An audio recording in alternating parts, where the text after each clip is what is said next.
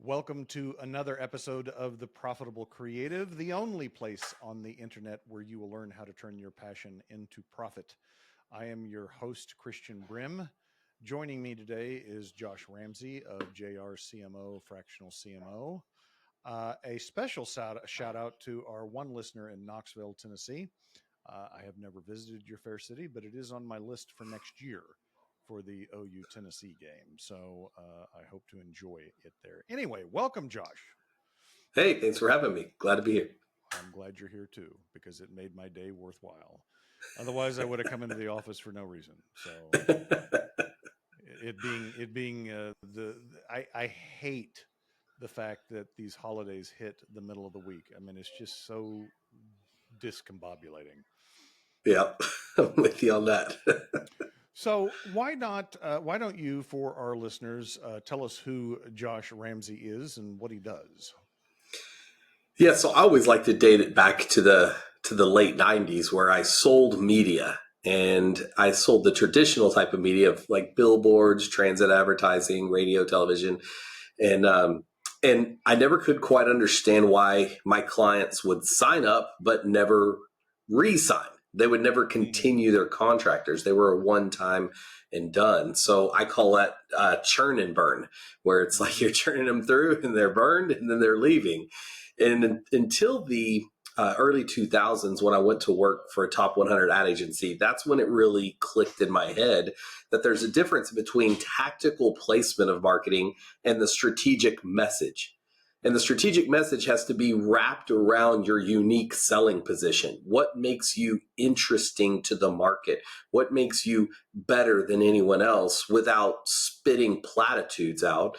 Why should someone like you, work with you, employ you? So that was that huge paradigm shift, probably one of the largest in my life, of understanding that and really moving that direction. And within a couple of years, I moved from a junior project manager all the way up to VP of marketing and sales, answering only to the CEO.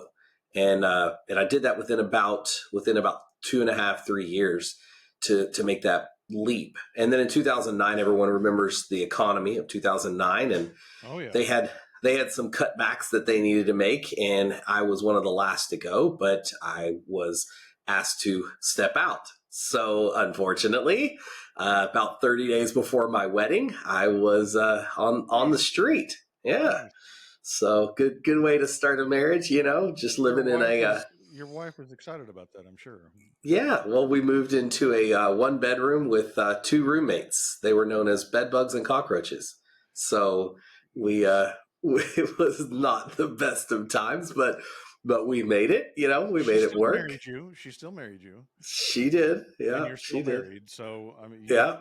kudos to you. Yeah. She puts up with my chaos, so it works. It works. But you kind of fast forward that story, and in 2018, I take what I call a retirement, so to speak. Now I call it a repurpose of my life. But I was able to step out of owning an ad agency. And what I mean by stepping out is that I had created a system and a wheel that would work where I didn't have to touch it all day, every day. I didn't have to take every call and touch every project. I taught people how to do it, and I was able to take a huge step back. And at that time, I got a little enthusiastic and ended up owning about 5 boats. And my wife was not happy with me, saying, "You needed a better hobby. You can't drive 5 boats at once." No, So you can't. so I sold most of the boats and only kept two. And I ended up going to the Philippines. I studied a company called Design Pickle, and they had a very clean methodology, a clean focus, and they focused on getting designs done for ad agencies and companies. And they opened in the Philippines first, and I studied what they did and why they did it. And I basically mirrored a lot of what they did. I took my own spin to it, but I went over and started my my software development company, a SaaS company over there. So I Okay. still have that today. Did the same thing, created the wheel, trained the people, and then was able to step back.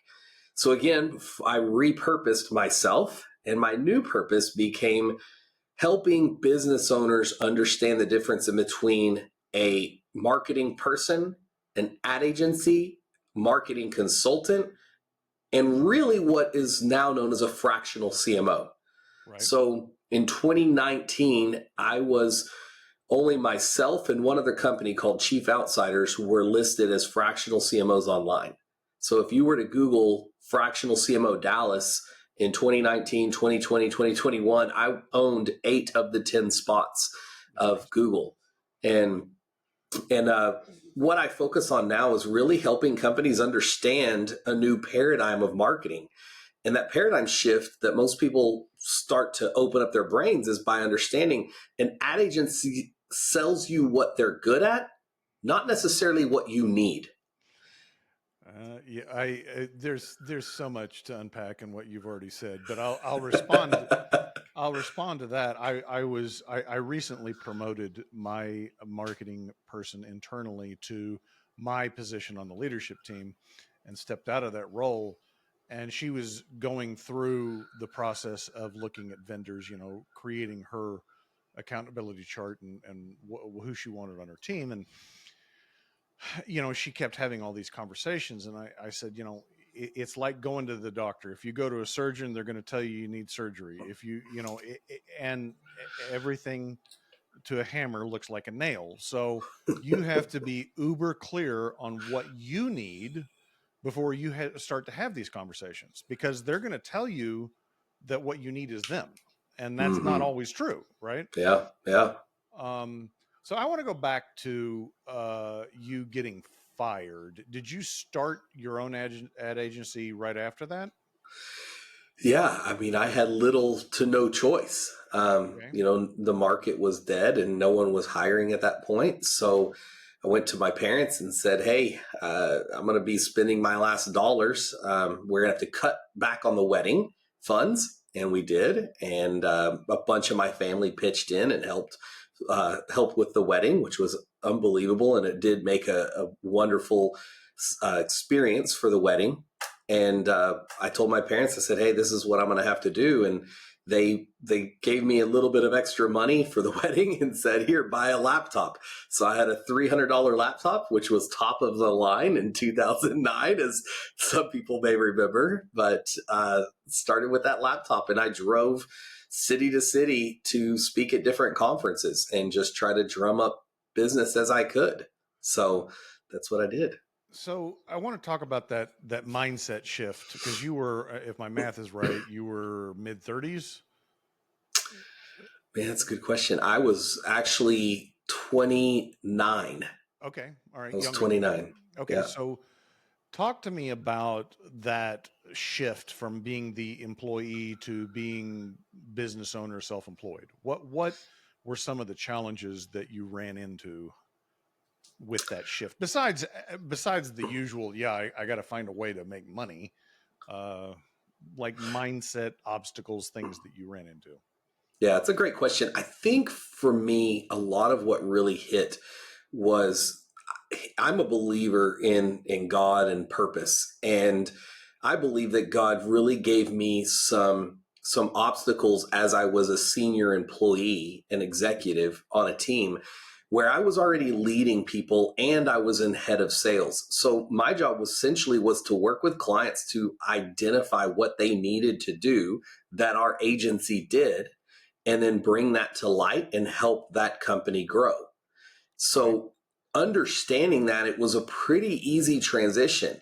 The most difficult part is that I am the most terrible accountant and budgeting person that you could probably ever meet.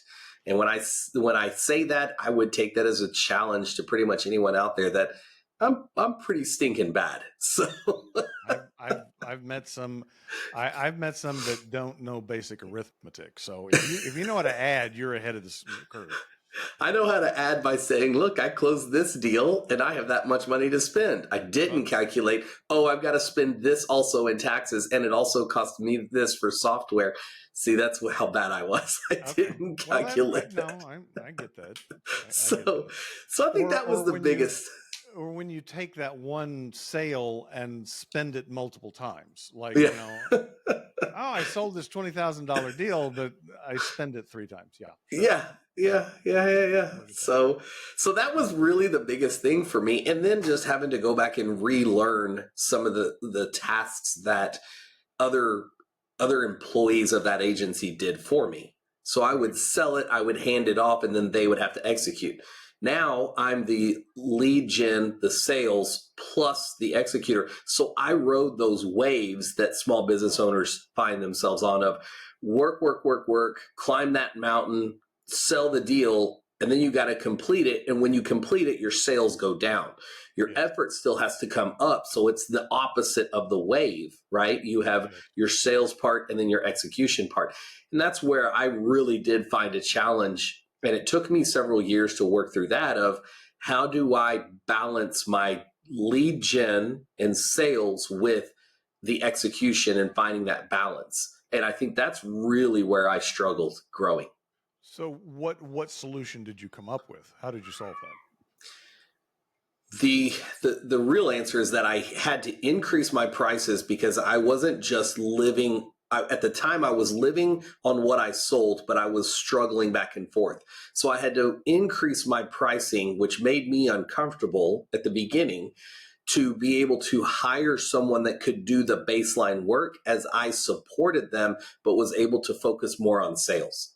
That So is it was, music to my ears. I love stories like that because that's exactly what I think the I don't want to say best, but most efficient answer is to figure out what you as the business owner are really good at, and yeah, then hire people to do the rest of it. And with a lot of business owners, that is sales. Like, I mean, it's a rare entrepreneur who isn't the best salesperson for their company.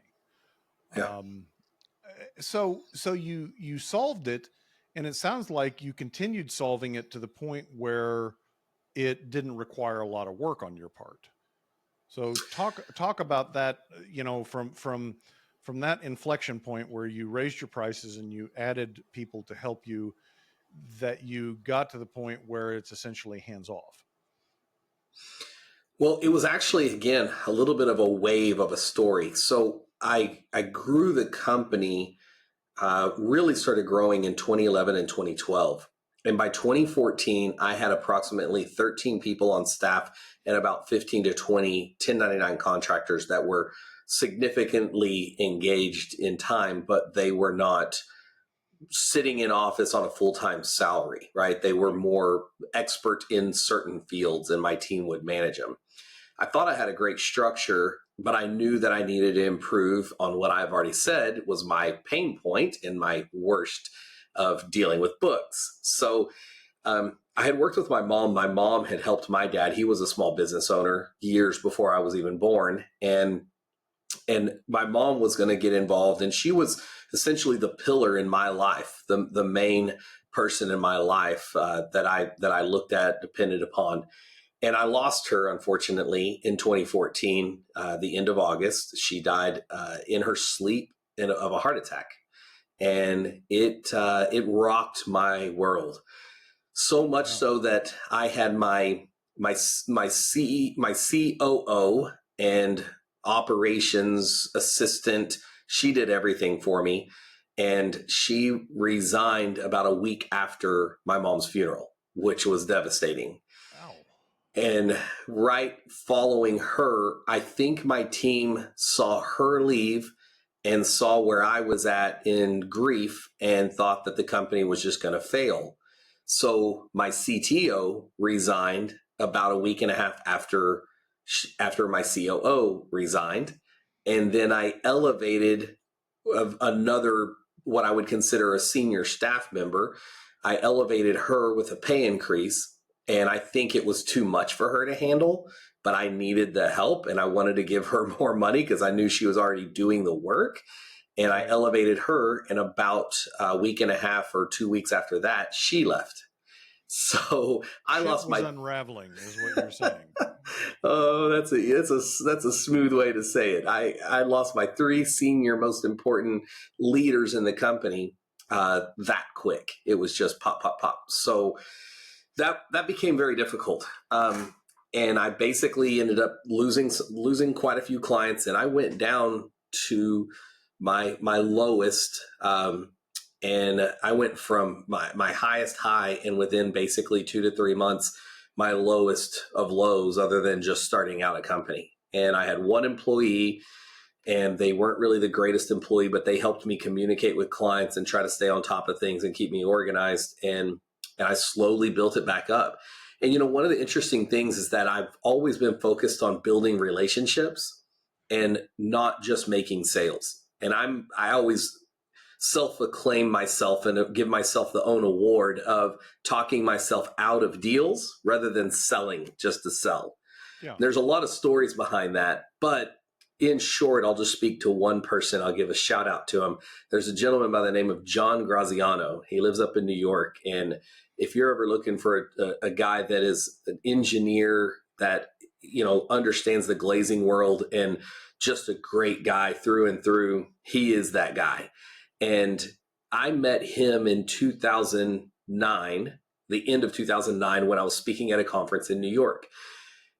We went back and forth and did a little bit of business together and ultimately became friends. Well, without him really knowing everything that was going on to the deepest level of my company, he called me in the spring of 2015 and said, "Hey, I've got a project for you." And there was a company that was coming from overseas and wanted to open up in the United States. And John made an introduction for me and brought me onto the team. And that was another God movement in my world of, boom, I got a deal that just basically paid my bills and allowed me to do what I was good at and get back on my feet financially and emotionally, and was just massive for me. And then from there, I was able to rebuild in a better way what I had done from 2011 to 2014. And that's, again, part of my narrative as I talk about of how I was able to grow and what I've done. What was better the second time around? What did you learn in rebuilding the team? The structure and not having what I call linchpins. So linchpin is you pull the pin out of something and everything breaks. Right. How to build the structure better so that way if someone leaves, there's someone able to step into that place and you don't lose the momentum. So I became too reliant on senior executives and not training those executives how to train the person below them. I just was focused on let me train the senior executive and go with that. So now my structure is, as the CEO, I have to limit my time and work with 4 people, including a bookkeeper being one of those. And then outside of that, I have worked on training my seniors how to train their people and start to structure each division to where they know if they're out of office or they're on vacation, who's their senior, who's the person that's going to step in, and how much do they know what to do, how to do it.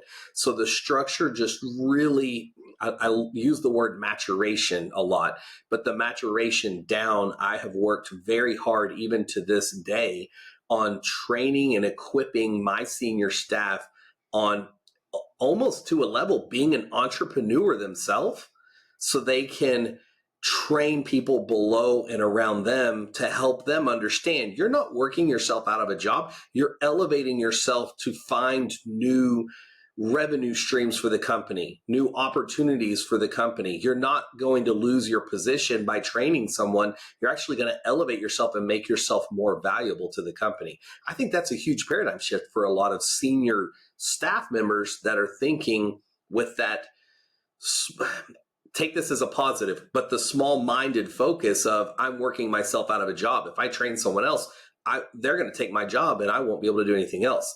And actually that's wrong thinking, because if you can show the owner, the CEO, that you can do this, you have to open their mind up to showing them you can move across and you can be a better asset to the company across the board, not just in one vertical. Are you familiar with EOS, Entrepreneurial Operating System? I've heard of it, but I've not studied it. Okay. What we've been using it for, I think we're coming up on our 8th year, but one of the tools they have in EOS is the phrase delegate to elevate. And the way it's proposed is exactly what you're saying, is to that person, like, if you can't delegate this stuff, how can you ever get any better? How can you ever improve your own skills or move up in the company or whatever it is, if you don't have the ability to teach others to do what you do? Yeah. And I think, for me, that transition of being able to move from a leader to a leader of leaders is a key thing too. It's a key inflection point where it's not just uh, helping them succeed; it's teaching them how to lead others and helping others to succeed, and that's a shift. Um, so there was. Let me think here, because I had another point I wanted to pull back. Okay, so you got this business running like a top, your ad agency. Why did you start a software company? Yeah, that's a great question. Bored? I think a lot of it was boredom. And what I've said up to this date was I retired. And I call it fire retire, which essentially is financial independence retirement. And what I did was essentially I didn't know where I was at in my life journey. I didn't know what it looked like. I had never thought in a million years that I would be able to essentially retire before the age of 40. So right. I didn't really know what to do. But what I did was I had a VP at the time, and he used to we had a boat dock. We had 2 boats, and we had a living room on one and a little surf boat. And then we had like a houseboat on the other, and a kitchen. And we had a hammock out there, and I used to just lay in the hammock, and then I'd come up with an idea and say, oh, let's go do this, or why don't we do that? And I found that, I kind of started studying more and more psychology, even though that's some of my background from college. I studied more of it, and I really kind of matured through that. And I just saw a need in the marketplace that we were using so much software. Why are we not developing it ourselves? Why are we not working? This is, again, today everyone knows, ChatGPT and AI and how to build your own this and that and the other. Well, before that was around, the question was, to me, self-posed, why are we not doing this? Why are we not building something that we can use into the future to increase our productivity and decrease our costs? Would that work? How's that going to work? Then as I mentioned, I studied other companies that had moved overseas to different countries. I looked at the tax rate of other countries. So I just started studying these things. And as I studied them, I identified this is kind of a good business model. Here's where I've seen them fail. Here's what I've read them fail. Here's what I don't like about it. I kind of mapped it out and then said, hey, I'm going to take this plunge. And I needed to do something. It wasn't going to work for me just to sit back and do nothing anymore. And I needed to do something. So that's where I call it repurposed myself. And then the other interesting part was I realized I knew how to build the wheel. So this is what I do for companies now is I build that wheel that will work. And all I'm doing is plugging in a new person to run the wheel. I'm training the person how to run the wheel, and I'm teaching the people in the wheel how to operate. So it's just became the same thing where I can do the same motion with just a different product and get the same output. So your second move to being a fractional CMO was that primarily to scratch that problem-solving entrepreneurial itch? Like, I still need something to do? It was, but again, I saw a bigger need where I was having to get back involved into the ad agency because clients were saying, we love what you do, but we need something more. They were, I'll use a quick explanation of that. I worked with a fencing company. They did fencing and some other little pieces. And he would say to me, Josh, I turn off AdWords and my phone stops ringing. It still rings, but it just way lessens. He Right. said, but when I turn it on, it works. So Josh, do I really need SEO? So I sat down and ran the math. And ultimately, he was paying about a third of his cost for an SEO lead. And it was much higher for an AdWords. But he cared more about the phone ringing. So when I broke down the math to him, I said, look, you can pay for AdWords, but this is how much you're paying for a lead and a sale. And here's SEO, lead and a sale. When he looked at that, he kind of understood it, but he kind of didn't care. But ultimately, the conversation came to, can you live without either or one of these? And the answer was no, because AdWords was going to cost him more and he wasn't going to get as much from it as far as his output, his gross profit margin, right? Or I should say net. And then his net and his cost per lead, cost per sale on SEO was drastically different. So he needed both. So Right. that was one of those pivotal moments also of just continuing to learn. When I take that times 5, 10, 15, 20, I started to see that trend. And I thought to myself, there's still something out there that people don't have, which is how to manage their budget. How do they get what's best for them? How much SEO should they do? And when should they stop? When should they plug in AdWords? And what date and time should they be doing it? Pest control companies reduce your AdWords spend and your costs in the wintertime, start to increase it in the spring, and then slowly trickle it down, September, October, you know what I mean? Depending on Right. your area. So those types of things I realized I was very good at. And I had just learned that through my career. And, having 20 plus years in marketing of seeing that, doing that, plugging that in, all the way back to even 25 plus years of selling ads and understanding how ad placement works. And then talking to a business owner and just saying, all right, Mr. Business Owner, what are you trying to achieve? What is your goal? And then helping them match their vision, expectation, and strategy with the different ad agencies or people or services that they need. That's where I really came in and said, okay, this fractional CMO thing, there's nobody out there doing it. And it's a higher level than a marketing consultant because I actually put my hands on it. I actually do it. I write the plan and then execute the plan. And that's where that growth kind of came from there on that next level. It's interesting. So I have bashed marketers on this show frequently, um, and I don't regret it. But it seems to me that marketers, and I'm talking about marketers to small businesses. I'm not talking about marketers at Coke. Um, they come in two different flavors. They're either creatives, like they are the idea person coming up with the messaging, coming up with the creative elements of it, or they're tacticians, like they're good at SEO or they're good at managing Google Ads.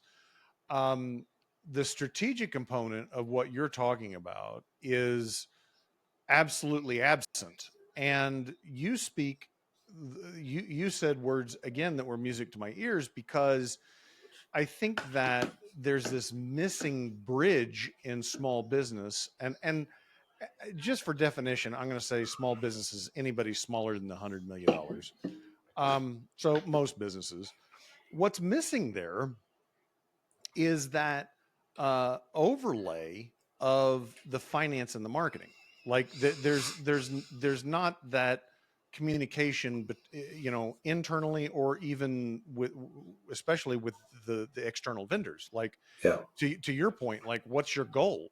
And um, if you're wildly successful as a marketer, what does that do to the company? Can the company handle the growth? Can they handle what's the staffing look like? What does the profitability look like?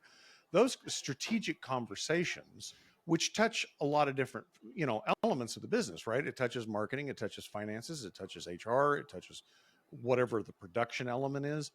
It touches all of these things, and that that comprehensive look at it is what doesn't occur. Like it's just Well, we want to grow, Yeah. right? It, yeah, I mean, again, like you said before, there's a lot to unpack in that. But you're right. I mean, I had a call this morning with a gentleman that just signed up right before you and I jumped on air, and I told him a little bit of what I said here on this call. I said, listen, I'm great at talking myself out of jobs. I said, Right. but the reason I do that is because I want the expectation to be very clear and for us to be on the same page. And if what I'm offering doesn't match what you need, then I'm not a fit for you. And I don't want to generate a bad reputation for not giving you what you need and want. And he essentially said, well, if you come on board in the first 3 months, we should see some type of increase in business. And I said, not necessarily, because what I really want to do in the first 3 months is track what's working and what's not. What are the specifics and where are we spending the money that we can manage and know that this is now a leverage point. And the leverage point is we can push on something and make it grow, or modify something and make it grow. Like, there's a lot to a leverage point. But he and I did come to an agreement on what that would look like. And we came to a meeting of the minds. And, as a fractional CMO, a lot of it's interviewing and understanding what the business model is and how I would fit into it. And if I am a good fit, it's an interview process. And I think it's good for anyone hearing or learning about fractional CMOs. Some CMOs come in, like fractional outsiders, they come in and they say, hey, I'm going to work for you for 3 months and then we're done. And then some CMOs come in like CMOX, and all they are is someone that knows SEO really well, and they're going to give you more unique strategies on top of whatever their agency's already doing. And then you have a fractional like me who comes in, learns it, builds it, and then manages it for clients. Yeah, and a lot of what you're talking about, I really think is just a lack of clarity on people's parts about what they do, like what value they really bring to the table, as opposed to I can do it, therefore I'll take the engagement. Right. Right. And on the flip side of it, the customer having clarity on what they need, and a lot of times they're not sure. I mean, I'm sure you've talked to a lot of people that they don't even know what CMO stands for, right? Like, Yeah. Yeah.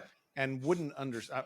I did some fractional CFO work, and virtually every person that came to me, what they really meant from CFO was not what I understood it, or in the industry it was traditionally understood to be, right?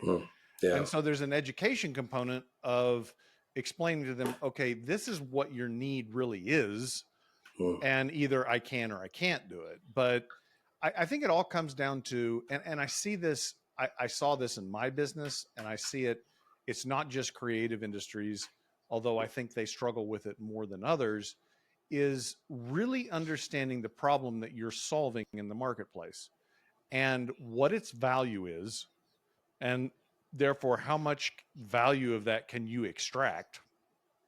People go around and say, well, I'm doing SEO. Well, what what does that mean, right? Like, because me personally, I'm not buying SEO. I don't. Yeah. I know what that. You know what I'm saying? I'm buying leads. That's what Yeah. I'm buying, and I'm Yeah. buying leads at a prescribed cost, Yeah. and I'm wanting them to turn into clients. You mentioned going through that and understanding the margins on those customers. I mean, that's top tier brilliant work, because that's not what's happening out there. Yeah. Well, I mean, SEO can be such a huge platitude of a word. People don't even understand. Even people that know how to spell SEO, they still don't even know how to explain it. So I teach conferences, and every conference I teach, people walk up afterwards and they're like, thank you so much for how you broke that down and explained it. I now understand what I'm looking at and why, and how to know and judge a company that's doing SEO for me. And I could walk through that if you want to walk through that. But before you might or might not ask me to break some of that down at a high level, one thing that I focus on as a CMO is really building out the funnel of lead generation. People talk about the sales funnel, and everyone understands the sales funnel and the pipeline. But I look at the lead funnel, where we talk about impressions at the top, and then we move down to, first engagement, and then, on down until they actually are inbound. Because you have outbound marketing, traditional, and then you have inbound marketing, which are people already looking for you. And that's more of what I consider an order taker. If you have a salesperson running just leads that are on inbound, you're an order taker. It's not really a salesperson. The salesperson is out doing the networking events or doing podcasts or being involved. So this podcast here, if someone hears this and goes and Googles Josh Ramsey, fractional CMO, in whatever city they're in, 30 plus cities, almost 40 plus cities, I show up on page one. If you type in fractional CMO and the name of a major city, I show up I think I'm currently at 38 cities: Dallas, Austin, Houston, Tampa, Charlotte, on and on it goes. But being in a podcast is more of that brand awareness for a company. So I highly encourage, and even built a small software package that puts people on podcasts. And getting them on the right podcast with the right audience is important, but that's impressions. And it's not going to show up in your bottom line per se, but some of the strategies in that top of the funnel will result, and you can see a pump in it. And if you'll indulge me for just a minute, I'll tell you about my experience of podcasts. I went in, ran podcasts, was on podcasts approximately 2 a month for a year. I looked at the cost that I was paying fully loaded to do those podcasts. I came back and immediately said what most of my clients say: it's not working. Get rid of it. Why am I spending this money? It's ridiculous. I could leave that in my pocket. Then I went and I looked back at my notes and my lead gen and my closed clients from it. And I had actually had one of my better ROIs from doing podcasts, and people hearing me, hearing my story, hear what I teach, how I work, and people engaging me from those podcasts. A very good ROI. And I was like, for such a small spend, getting that massive result was actually good. And that's, again, what I bring as a fractional CMO, is paying attention to every number, every dollar that goes out, and what that return is, and tracking that to see, should we continue or should we not? Should we, hit the law of diminishing return? Where is that? Where is that diminishing return? And just processing that is huge. So. No, I love that, because I think one of my frustrations over the years as a business owner with marketers is they're very good at producing activity and statistics and data. And at the end of the day, from my standpoint, I don't care about them. And I would equate that to our job, like as accountants for creative industries. They don't really care about how we do the bookkeeping or the tax planning or the tax preparation. They don't really care. They care about the end result. They don't need to know all the detail behind it. But I find that it gets muddled and confusing, right? Because we accountants start talking about depreciation and amortization and all these words that people's eyes glaze over, right? Yeah. And it's like I don't understand. I don't care. I don't. And I see a lot of that in the marketing world too. That they start saying, well, these impressions are up and SEO. It's like I don't need to know. Like, that's why I hired you. Yeah. I don't know. I don't hear a question, but I'm with you. No, their eyes glaze over. That was the question. Yeah. But I will. I guess the part that I'll speak to on that on the CMO side is I have to I have to insist that any of my clients come in and they understand about 5 inches deep of the 50,000 feet that I swim in. Because if that 5 inches, they're not willing to invest the time and energy and knowledge into it, it doesn't work.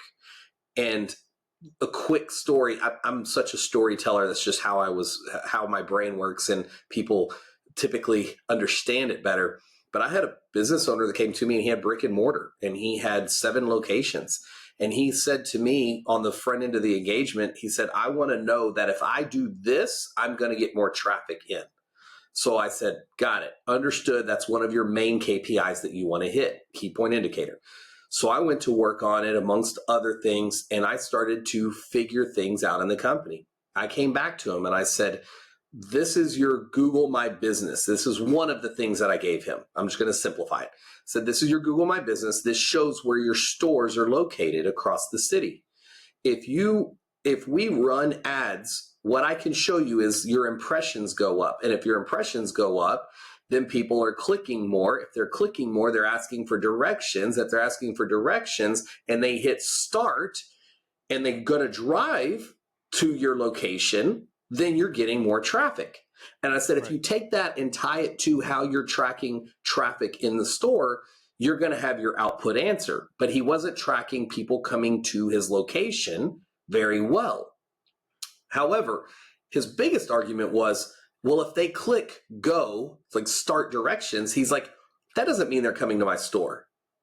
I said, I do not agree with you at all, but you know what I'm going to do is I'm going to take that as a truth, right?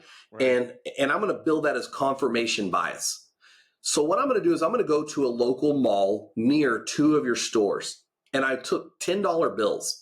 And I went in and I had probably $500, and I took a survey and I just asked people, I said, I need less than 10 minutes of your time. I'm going to give you $10. And I'm like, there were 3 of them. I'm like, look, it'd be $30 total. So I'd ask them the question. I said, tell me the percentage chance of you doing the impression. And I gave them the same question again and again. I essentially said, if you go and you're looking for this type of store and you do it in your Google map or any map, Apple map, whatever, you do this and you do this, and you hit go, what are the percentage odds that you would actually go to that store? And it was well over 90% of people. Sure. And I interviewed, I don't remember how many, but I spent about 3 hours walking through that outlet mall asking people to do the survey for me. And I went back to him and he still disagreed. At that point, that's someone that I just can't work with, because the logic and the math of the numbers, along with a user experience survey that I still spend a ton of money on every month for my clients. And I come back with those results to a client and I say, this is what I found out. This is what we did. And this is what we now know. If a client won't adhere to that at some level and say, okay, that makes logical sense that the user experience says they hate our website because they bounce, because they've looked at it, because they don't like the color scheme or whatever else. Like, we can't refute that data and that evidence. And that's where I'm a good fit for clients that are willing to learn that and know that. And I'm a bad fit if they're not willing to work with me and understand that data. Yeah, I think business owners, all of us, need to know enough. We don't need to be the experts, but we need to know enough to communicate with the people that are doing the work, right? Yeah. Yeah. And a similar disconnect that I can relate to in our business is, we had someone call and was talking to our account executive, and they're like, this is a couple of months ago, and they're like, well, I just started the business this year. I haven't made any money yet. I need to know if I need to buy this piece of equipment before the end of the year. It's like $5,000 piece of equipment. And I said, that's exactly the wrong question. Because if they're not making any money, they need to be asking the question, do I need this piece of equipment? Like, they were completely backwards in their thinking. You need a profitable business to even owe taxes. And once you have the business intent behind your decision, I need to buy this piece of equipment for whatever reason, then you start asking the tax question, right? Yeah. But if someone can't make that connection, if they're just hyper focused on never showing any profit and not paying any taxes, Yeah. I can't help them, right? Yeah. Because Yeah. eventually you're not going to have a business if you don't Yeah. make money. Yeah. Yeah. Yeah. 100%. I mean, I kind of go into markets a lot of times testing the theory before investing in the theory. So I created a program a long time ago called Test Before You Invest. And essentially what it is you dip the smallest amount of money possible to see if you can get the maximum return. Because that's what we all want. We all want to put in the least amount of effort and make the most amount of money. Like human nature, that's what we want. So in logic of marketing and business that I approach is, I put a lot out there of let's test this, and here are the KPI and benchmarks we look for. So for instance, in SEO, I can look at anyone's website that has a semi-legitimate website that has been running for at least 1 year, and I can tell them where their dips were, where they're up, and I can tell them 9 times out of 10, I can look at it and say, you did something around this month, and therefore these next 2 or 3 months actually gave you a better result. And then you stopped doing it here, and you can see these next few months went down. And then I explain to people your keywords. So when we go back to SEO, the KPIs of SEO simply are get keywords ranked in the top 100. If you can get a keyword ranked in between 50 to 100, which is page 8, 9, 10 of Google, then you're actually doing good, because you can't get to page 1, position 1, unless you show up on page 10 first, right? Yes. And you've got to continue that elevation. So you can't, people go, oh, well, you can't judge SEO until 6 or 12 or 18 months. And that's not true at all. There are specific KPIs that you can go through that will tell you what the output's going to be within 30 days. There's very specific things that you can do within 30 days to know if someone's doing their job or not. So, Josh, I feel like you and I could talk forever, and we'll have to have you back on the show for sure. Tell us how we can find you to learn more about your fractional CMO. Yeah, absolutely. So my main website is jrcmo.com. So it stands for Josh Ramsey, Chief Marketing Officer. And you can find me online also by typing in, again, most of the cities, fractional CMO, and then whatever major city that you live in or nearby. Austin, I'm number 1. Dallas, I'm number 1. Houston, I'm number 1. Tampa, I'm number 1. I'm on the top 5 of cities like Denver, Boise, Charlotte, and New York. So my SEO is pretty strong out there. So you can find me pretty easy anywhere you are in the country. And really that's the best way to go. And then I would say that I offer a free 2-hour consultation. So the purpose of that is really, I don't believe in 20 minutes you can know enough about a story of a business owner, the timeline of what they've done and how they've done it, and then still give them some insightful feedback of what they should consider, what they should do, why they should consider it and or do it in a 20-minute consult. That just doesn't work. It's not feasible in my opinion. So I offer a 2-hour, and then I have some starter plans in there that are reasonable with some clear KPIs and results that we give, that videos on my website. I also have the world's largest SEO library. So if people wanted to learn SEO, they could go to my website, click on the educational tools, and read all about different parts of SEO and how they work and why to integrate them and so forth. So a lot of free information on my site. Perfect. Well, thank you for your time and your experience share. I appreciate it very much. Listeners, if you like what you heard, please rate the podcast, share the podcast, subscribe to the podcast. If you don't like what you heard, let me know and I'll replace Josh.